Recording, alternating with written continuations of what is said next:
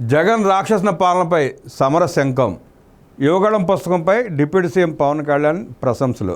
పవన్ ఇతర మంత్రులకు పుస్తకం ప్రతులను అందజేసిన మంత్రి లోకేష్. జగన్ రెడ్డి రాక్షస పాలనపై యువనేత నారా లోకేష్ పూరించిన శంఖారావమే యువగళం అని డిప్యూటీ సీఎం పవన్ కళ్యాణ్ అభివర్ణించారు.